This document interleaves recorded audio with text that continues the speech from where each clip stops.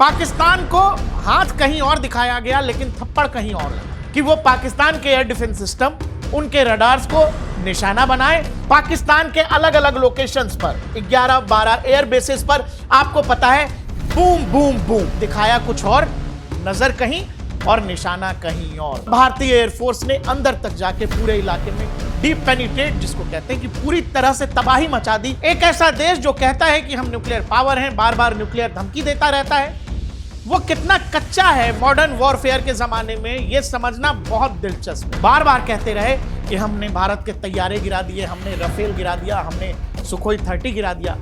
जब उनसे पत्रकारों ने पूछा कि भाई साहब कुछ है, कोई प्रूफ है, तो बोले जी ये सब तो सोशल मीडिया पर है। 9 और 10 मई की रात पाकिस्तान के अंदर इंडियन आर्म फोर्सेस ने जो कुछ किया वो अब भारतीय सेनाओं की जो सशस्त्र क्षमता है वो दर्शाता है, और साथ ही भारतीय सेना की ऑपरेशनल एबिलिटी जो है उसको दर्शाता है। मॉडर्न वॉरफेयर में दुनिया के इतिहास में भारतीय सेना ने एक नई लाइन खींच दी है और अब दुनिया उसका अध्ययन करने में जुटी हुई है। पाकिस्तान लगातार, आपको याद है कि वहां के प्रधानमंत्री शहबाज शरीफ, वहां के विदेश मंत्री, रक्षा मंत्री लगातार अपने लोगों से कहते रहे कि हमने भारत का एक तैयारा गिरा दिया, और सबसे ज्यादा वो राफेल की चर्चा करते रहे और सुखोई की चर्चा करते रहे। भारतीय सेनाओं ने 9 और 10 मई की रात पाकिस्तान के अंदर क्या क्या किया था, कैसे किया था, उसकी ऑपरेशनल डिटेल सामने आने लगी है, और यह सब पाकिस्तान के लिए बेहद शर्मिंदगी भरा है। एक ऐसा देश जो कहता है कि हम न्यूक्लियर पावर हैं, बार बार न्यूक्लियर धमकी देता रहता है, वो कितना कच्चा है मॉडर्न वॉरफेयर के जमाने में, यह समझना बहुत दिलचस्प है। जो ऑपरेशनल डिटेल्स आई हैं जिसमें पाकिस्तान लगातार शुरू में कह रहा था हमने राफेल गिराया, हमने राफेल गिराया, तो आखिर पाकिस्तान को ऐसा क्यों लगा कि उसने राफेल गिराया या Su-30 गिराया? इसके पीछे एक बड़ा कारण आ रहा है और उसकी जो डिटेलिंग आ रही है वो बेहद हैरान करने वाली है। और जब आप ये भारतीय सेना के रणनीतिक तौर तरीकों को देखेंगे और किस तरह से इस पूरे ऑपरेशन को अंजाम दिया गया, किस लेवल पर इसकी तैयारी की गई, तो आपको बेहद गर्व होगा।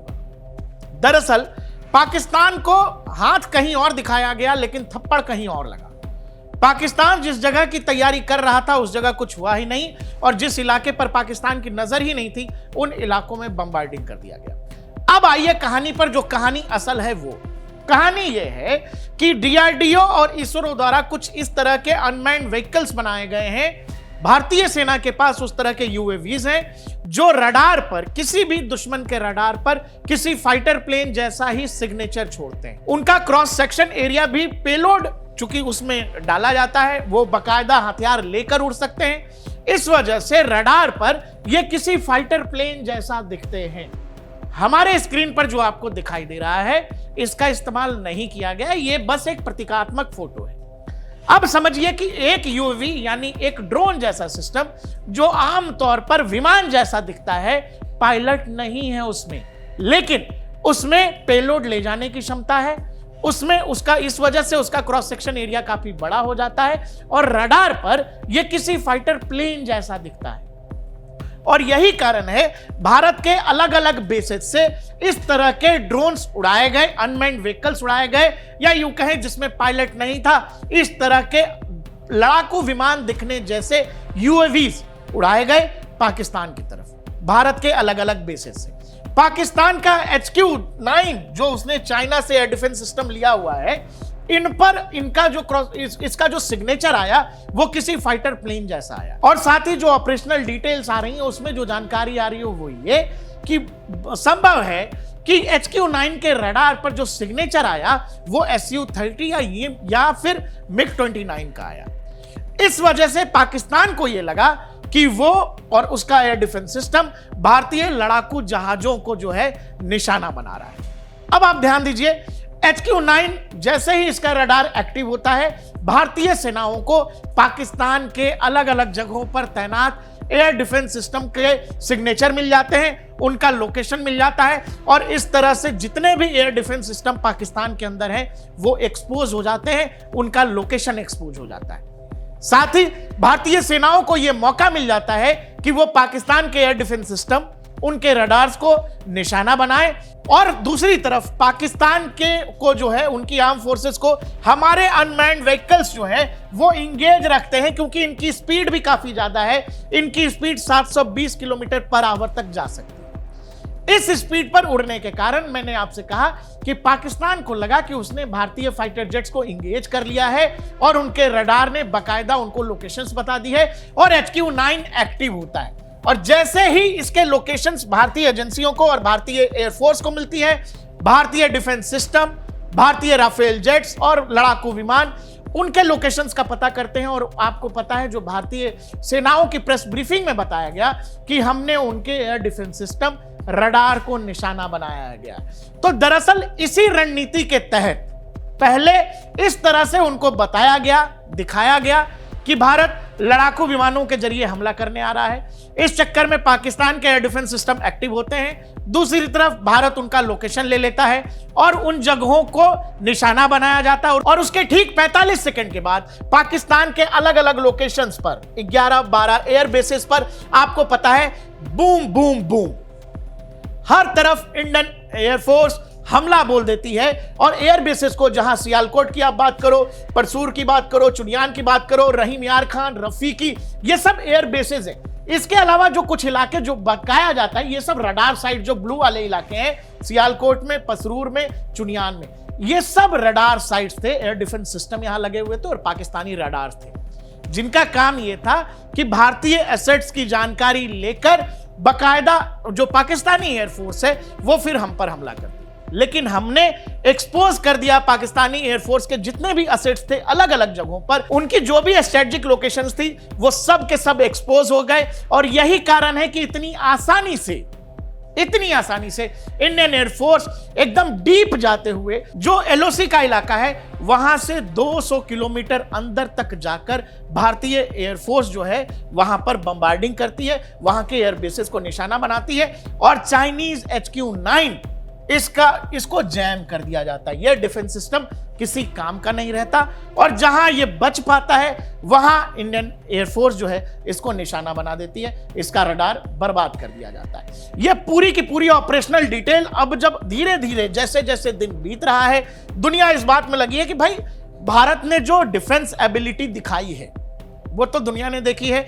आज तक हम मिडिल ईस्ट में ईरान या इजराइल या फिर गाजा और इजराइल के बीच जो कुछ होता था तो हम आयरन डोम देखा करते थे, उसमें देखा करते थे कि भाई किस तरह से आयरन डोम एक साथ अलग अलग जगहों पर अलग अलग लेयर्स में जाके दुश्मन के मिसाइल्स या उनके रॉकेट्स इंगेज कर रहा है और डिफेंस कर रहा है। लेकिन भारतीय सेनाओं ने डिफेंस कैपेबिलिटी के साथ साथ अपनी स्ट्राइक कैपेबिलिटी जो दिखाई है और साथ ही दुश्मन को वो जो मैंने आपको बताया कि दिखाया कुछ और, नजर कहीं और निशाना कहीं और। पाकिस्तान जो सोच रहा था, और इसीलिए आपको लगा होगा कि पाकिस्तान के बड़े बड़े नेता बार बार कहते रहे कि हमने भारत के तैयारे गिरा दिए, हमने राफेल गिरा दिया, हमने सुखोई 30 गिरा दिया।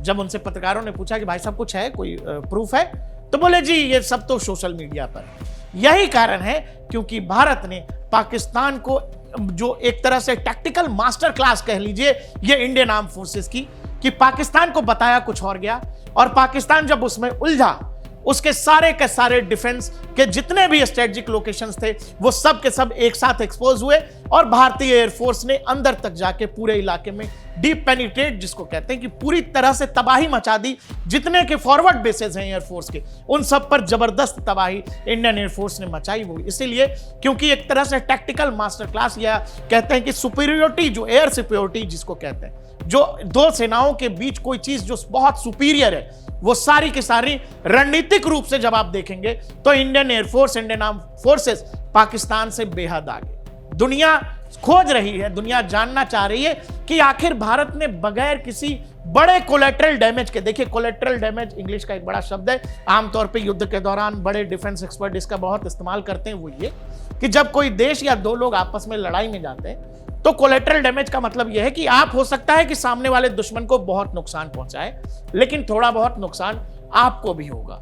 लेकिन जब आप उस नुकसान को मिनिमाइज कर लेते हैं, अपनी तरफ होने वाले नुकसान को कमतर कर देते हैं, यही मास्टर क्लास है, यही युद्ध की बेस्ट क्षमता को दर्शाता है। और दुनिया में फिर यह मैसेज गया कि जिस तरह से भारतीय सेनाओं ने इस पूरे ऑपरेशन को ऑपरेट किया है दिखाया है, जिस तरह से पाकिस्तान को एकदम चारों खाने चित कर दिए हैं, वो ये बताता है कि भारतीय आर्म फोर्सेस टेक्नोलॉजिकली कितनी हैंडल्ड है और कितनी एबल है।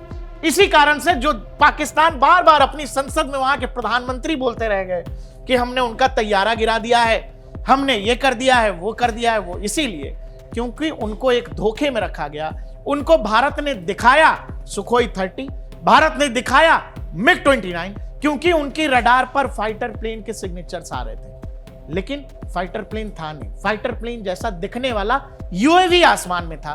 पाकिस्तान को यह लगा कि उनका डिफेंस सिस्टम राफेल या मिग 29 या सुखोई 30 को इंगेज कर रहा है, और जैसे ही वो एक्टिव होता है, भारतीय सेनाओं को उनकी लोकेशन मिल जाती है और भारत उनको बर्बाद कर देता है। ये सारी डिटेल्स धीरे धीरे, और भी 50 चीजें ऐसी होंगी जो अभी तक भारतीय सेनाओं ने जाहिर नहीं की है, लेकिन जैसे जैसे समय बीतेगा हम जानते हैं कि वो ऑपरेशनल डिटेल धीरे धीरे आती रहेंगी। दुनिया के बहुत सारे हथियार पाकिस्तान में भारतीय सेनाओं ने बर्बाद कर दिए।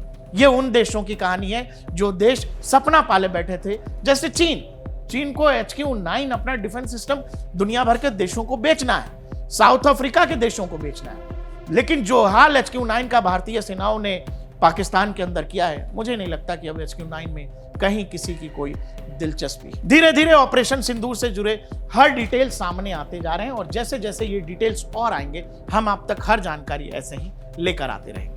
देखते रहिए DNP इंडिया, हर खबर भरोसे के साथ।